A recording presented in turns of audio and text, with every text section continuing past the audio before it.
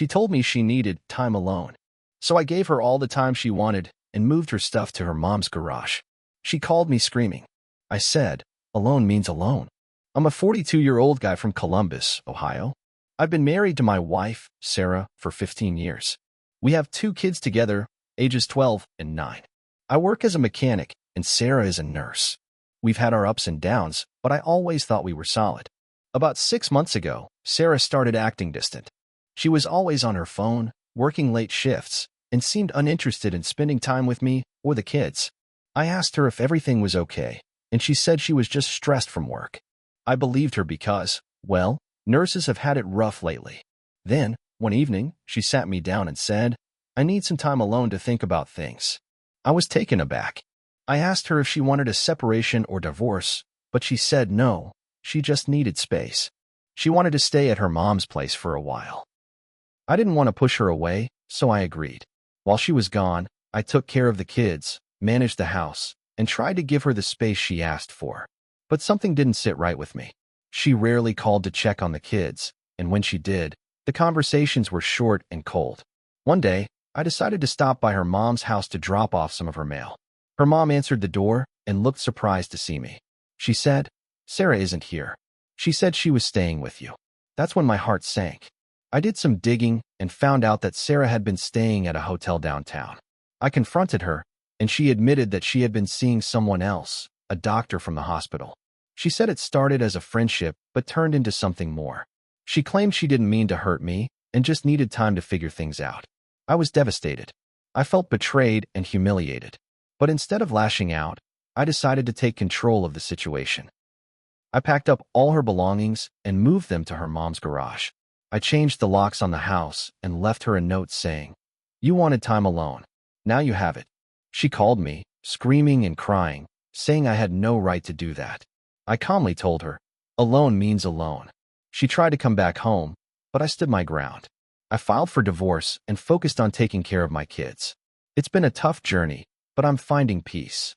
I'm attending therapy, spending quality time with my children, and rediscovering who I am. Sometimes, the best way to heal is to let go of what's hurting you. After I moved Sarah's stuff to her mom's garage, I thought that was the end of it. I thought she'd get the message, pick up her boxes, and move on with her new life, whatever that was. But that's not what happened. 2 days later, I get a knock on the door. It's her. She's standing there with puffy eyes and messy hair like she hadn't slept in days. I want to come home, she says. I didn't even open the screen door. I just stood there. No, I told her. You made your choice. She started crying right there on the porch.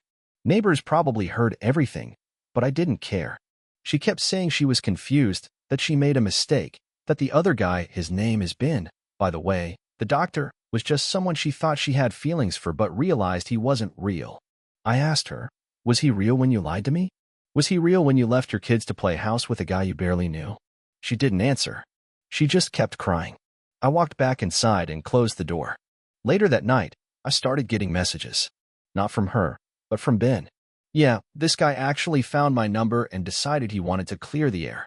He said he didn't know Sarah was married at first. That when he found out, she told him we were basically separated already.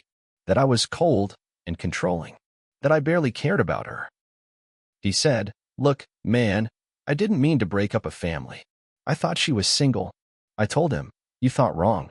The next day, Sarah's mom called me.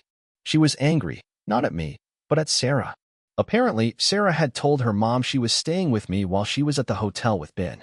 Now her mom was furious, didn't want her in the house, and was threatening to throw her stuff out into the driveway. So now Sarah had nowhere to go. She texted me, saying, please don't make me sleep in my car. I have nowhere else. And that hit me.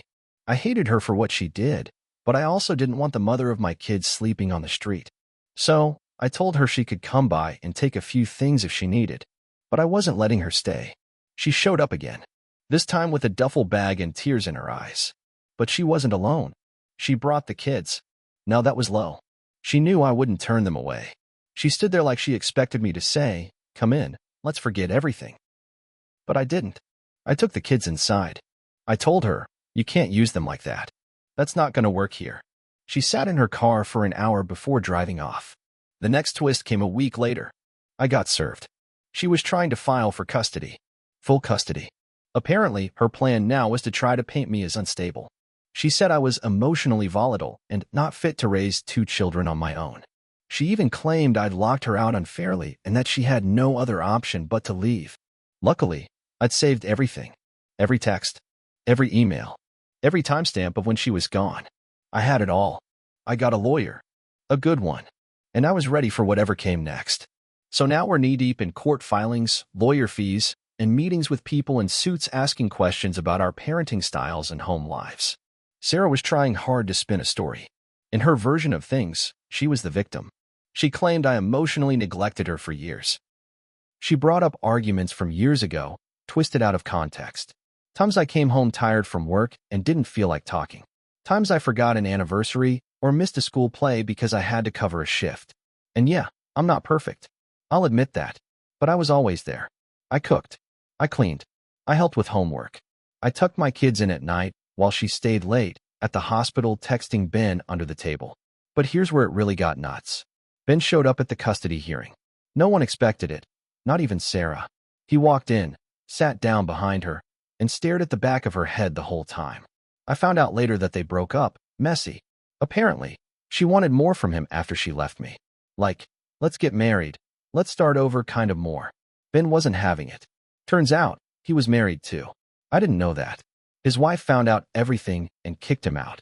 So Sarah thought he'd just slide into the role of stepdad and build a new life with her. But he ghosted her. So now she was angry. Desperate. She came crawling back, but with no apology, just manipulation. The kids were starting to feel it too. My oldest asked me one night, "Dad, why is Mom trying to take us away from you?" I didn't know what to say. How do you explain betrayal without making your kids hate their own mother? Then one night, about 2 months into the custody fight, I got a call from the school. The principal said my daughter had been caught in the counselor's office, crying about how Mommy and her friend yell a lot. That was it for me. I asked the school counselor to document everything. I requested an emergency hearing with the judge. My lawyer filed for full custody, citing instability and emotional distress on the kids. We submitted recordings, messages, and testimony from her own mother. That's when Sarah started unraveling. She started showing up unannounced again. Once at 2 a.m., banging on the door, screaming that I ruined her life. My neighbor called the cops. She left before they got there. A week later, I got a message from Ben's wife. She said, "I know everything. I have emails, calls, hospital schedules. She lied to you, and she lied to him. I'll send you everything if you want." And she did. I got screenshots of Sarah telling Ben she was just stringing me along until the divorce was done and using the kids to get leverage. I gave it all to my lawyer. Sarah must have sensed things were falling apart. Her next move? She filed a restraining order against me. For what? She said I threatened her life. I've never laid a hand on her. Never even raised my voice in public. But that was her Hail Mary. Luckily, the judge saw through it. She had no evidence, and the texts I had from her begging to come home days before, those did all the talking. But just when I thought things couldn't get more twisted, the kids' school called again. This time about a strange man trying to pick up my son. The man claimed Sarah sent him. Turned out to be a new guy, some dude from her gym. She had given him pickup permissions without telling me. That was enough for the judge to call an emergency custody ruling. He granted me temporary full custody until things got sorted. Sarah was given supervised visitation only. She screamed in the courtroom. Literally screamed. People turned around. The judge banged the gavel and told her she needed to get herself together fast. Now she's trying to enter therapy to make a case for mental wellness. She's trying to play the redemption arc. But I'm watching her closely. This isn't over. There's still more to come. And I've got my eyes wide open now. Everything came to a head one Saturday morning. We were at the final custody hearing. The courtroom was quiet. Just me, Sarah, her lawyer, mine, and the judge. The kids were with my mom that day, thank God. They didn't need to hear what was about to come out. Sarah looked different. Pale, tired, eyes hollow.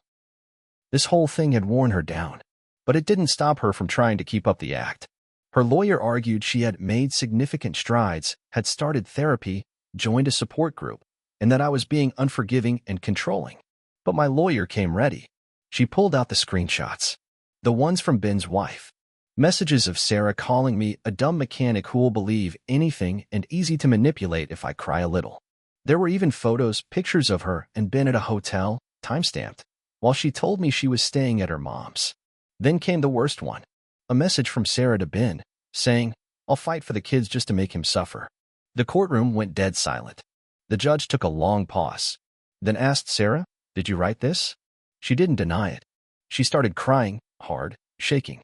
Her lawyer put a hand on her shoulder but looked like he wanted to disappear. Then she snapped. She looked at me, really looked at me, and said, loud enough for everyone to hear, "You made me feel invisible for years. You come home dirty and tired, and all you care about is the kids and your tools. You forgot I was even there. I didn't cheat out of nowhere. I needed to feel wanted again. It felt like I got punched in the stomach." I didn't say anything. I just sat there, fists clenched.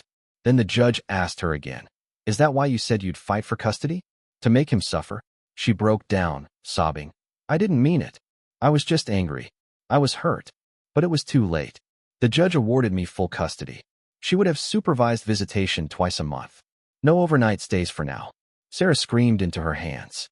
Her lawyer asked for a recess, but the judge said, "This case is done." After we left the courtroom, Sarah chased me out to the parking lot. She grabbed my arm, crying, saying, "Please, just let me talk to them. Don't shut me out. I'm still there, Mom." I said, "Then act like it." She collapsed on the curb and cried into her knees. That night, my son asked if Mom was okay. I told him, "She's figuring some things out. But she loves you." I didn't want to poison them against her. But I also wasn't going to lie. The days after were rough. Sarah's mom called and said she didn't blame me, that Sarah was lost and needed help, but I was doing what I had to do for the kids. Even Ben's wife messaged me again. She said, "You deserved better. I'm sorry she did that to you." It took me weeks to even feel normal again. I kept thinking about the years we spent together. The birthdays, anniversaries, hospital visits. The small things, Sunday pancakes, movie nights on the couch. All of it turned into ash. But here's the thing. I don't hate her. I pity her. She blew up her life because she thought the grass was greener. She hurt everyone around her just to feel wanted. And I let her go. I'm not perfect. I have my flaws. But I loved her the best way I knew how. I gave her the space she asked for, and when I found the truth, I protected my kids and myself. I still take it one day at a time.